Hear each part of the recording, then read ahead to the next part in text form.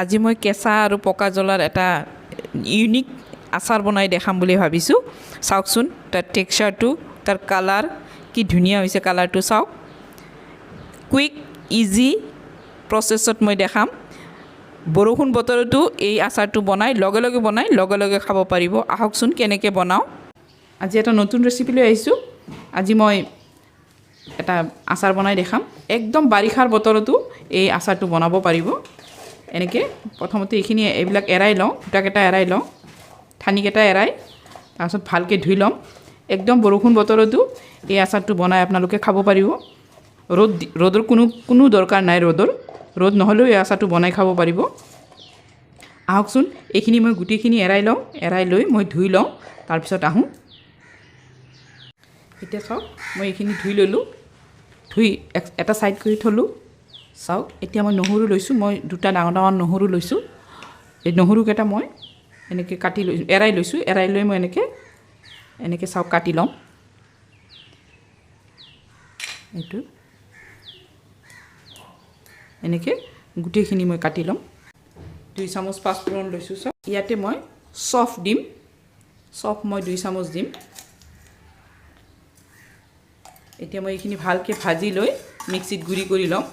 মই পিচি লওঁ। এতিয়া চাওক মোৰ এইখিনি হৈ গৈছে। একদম মিহিন কৰি লৈছোঁ। চাওক এতিয়া চাওক মই বগা বেহৰ লৈছোঁ। বগা বেহৰখিনি মই ভিজাই থৈছিলোঁ। 2 ঘণ্টা আগতে মই ভিজাই থৈছোঁ। এইখিনি ভালকৈ ধুই লৈছোঁ। ধুই লৈ এইখিনি মই পিচি ল'ম। আহক পিচি লওঁ। এতিয়া চাওক মই বেহৰখিনিও পিচি লৈছোঁ। যদি কাৰোবাৰ বেহৰৰ পাউডাৰ থাকে সেইটোও দিব পাৰিব, কিন্তু এইটো ফ্ৰেছ, একেবাৰে লগে পিচি আপুনি লগে দিব পাৰিব। ঘৰতে বনাই দিব পাৰিব। এতিয়া আহক নেক্সট ষ্টেপ কৰোঁ। এতিয়া মই জ্বলাখিনি কি কৰিম জানেনে? এই মিক্সি জাৰত দি দিম। মিক্সি জাৰত দি এতিয়া মই এইটো পেষ্ট বনাই ল'ম। এতিয়া চাওক এইখিনিও হৈ গ'ল, দেখিছেনে? এনেকৈ মই পেষ্ট বনাই লৈছোঁ। চাওক মই প্ৰথমতে মই ইয়াতে 200 গ্ৰাম তেল দিলোঁ। তেলখিনি গৰম হওক। এতিয়া চাওক মোৰ তেলখিনি গৰম হৈ গৈছে। এতিয়া মই নহৰুখিনি ইয়াতে দি দিম।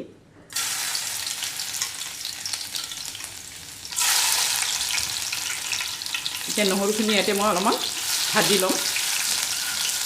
নহৰুখিনিৰ গাত যিখিনি পানী আছে সেই পানীখিনি মই একদম শুহাই লওঁ। অলপ নহৰুখিনি ভাজা কৰি লওঁ। এতিয়া চাওক নহৰুখিনি মোৰ ভাজা হৈ গৈছে। তাৰপিছত মই কি দিম জানেনে? বেহৰখিনি দিম। বেহৰত যিহেতু অলপ পানী আছে, বেহৰখিনি দি এতিয়া মই বেহৰখিনিৰ পানীখিনি একদম শুহাই ল'ম।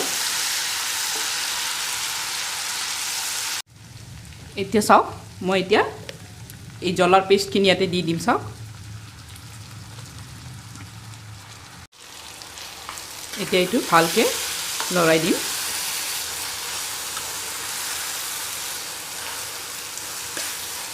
ইয়াত মই পাঁচফোৰণৰ গুড়ি আৰু চফৰ গুড়ি ইয়াত মই দি দিম। নিমখ আন্দাজমতে দিব। হালধিৰ গুড়ি দিম। হালধিৰ গুড়ি দিলে তাৰ কালাৰটো খুব ধুনীয়া হ'ব। 1 চামুচ ধনিয়াৰ গুড়ি দিলোঁ। 1 চামুচ জিৰাৰ গুড়ি দিলোঁ। দি এইখিনি ভালকৈ এতিয়া লৰাই থাকিম। জুইকুৰা মিডিয়ামত দিম। মিডিয়ামত দি লৰাই থাকিম। বেছি হাইও নিদিব, পুৰি যাতে নাযায়। পুৰি গ'লে ইয়াৰ কালাৰটো একদম বেয়া হৈ যাব। আচাৰৰ কালাৰটো বেয়া হ'ব। সেইকাৰণে মিডিয়ামত দিয়ে ভাজিব। এতিয়া মই ভাজি লওঁ। এতিয়া চাওক এই কালাৰটো আৰু অলপমান ভাল হ'বৰ কাৰণে অলপমান মই জ্বলাৰ গুড়ি দিছোঁ। চাওক আধা চামুচমান জ্বলাৰ গুড়ি দিছোঁ। এতিয়া লৰাই থাকিম। যেতিয়ালৈকে ইয়াৰ পানীটো শুহি নাযায় তেতিয়ালৈকে মই লৰাই থাকিম। এতিয়া চাওক মোৰ পানীখিনি চাওক গোটেইখিনি শুকাই গৈছে। চাওক দেখিছেনে? এনেকৈ ভাজাৰ পিছত যেতিয়া একদম কেৰাহীৰ পৰা উঠি আহিব তেতিয়াই বুজিব লাগিব যে হৈ গৈছে। পানী অকণমানো নাই। চাওক এনেকৈ মই 5 মিনিটমান সময় ভাজিছোঁ। ভাজাৰ পিছত চাওক পানীখিনি একদম শুকাই গৈছে। এনেকৈ পানীখিনি ইয়াৰ পৰা যিখিনি পানী আছে সেইখিনি পানী ইয়াৰ পৰা শুকাই ল'ব লাগিব। চাওক 5 মিনিটত আচাৰ ৰেডি। এতিয়া মই এইখিনি নমাই থ'ম ইয়াৰ নেক্সট ষ্টেপটো মই দেখাম আহক ঠাণ্ডা হওক তাৰপিছত মই নেক্সট ষ্টেপ কি কৰিব লাগে সেইটো মই দেখাম প্ৰথমতে মই ঠাণ্ডা কৰি লওঁ এতিয়া আহক মোৰ এইখিনি ঠাণ্ডা হৈ গৈছে চাওক কালাৰটো কি ধুনীয়া হৈছে দেখিছেনে এতিয়া চাওক মই ইয়াতে ভিনেগাৰ দিম চিৰিকা যাৰ নাথাকে তেওঁলোকে নেমু দিলেও হ'ব মই ইয়াতে 1/4 কাপ চিৰিকা দিম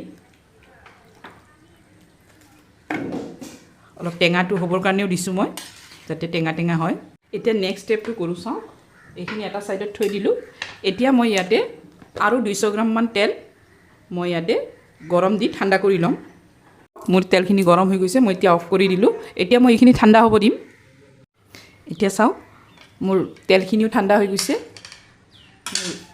জলাৰ আচাৰখিনিও ঠাণ্ডা হৈ গৈছে এতিয়া মই চাওক এটা জাৰ লৈছোঁ চাওক ভালকৈ ধুই ধাই শুকাই লৈছোঁ শুকাই লৈ এইটো ইয়াৰ ভিতৰত এনেকৈ দি দিম এতিয়া মই গোটেইখিনি ইয়াতে দি লৈছোঁ চাওক গোটেইখিনি দি লৈ এতিয়া মই তেলখিনি দি দিছোঁ তেলখিনি একদম ঠাণ্ডা যেতিয়া হ'ব তেতিয়া দি দিব চাওক গোটেইখিনি তেল মই দি দিলোঁ এইটো চাওক এনেকৈ তেলখিনি দি দিব চাওক কি ধুনীয়া আচাৰ হৈছে অলপ সময়ৰ ভিতৰতে চাওক 5 মিনিটৰ ভিতৰতে আচাৰটো বনাই ৰেডি চাওক ইচ্ছা কৰিলে আপোনালোকে আৰু অলপমান তেল দিব পাৰে মই বেছি তেল নিদিওঁ মই এইখিনিয়ে ৰাখিম আপোনালোকে ইচ্ছা কৰিলে আৰু 200 গ্ৰামমান তেল এতে দি দিব পাৰে কিন্তু কোনো দৰকাৰ নাই এইখিনি তেলেই সাফিচিয়েণ্ট এইখিনি তেলেই যথেষ্ট চাওক লগে লগে আচাৰটো খাব পাৰিব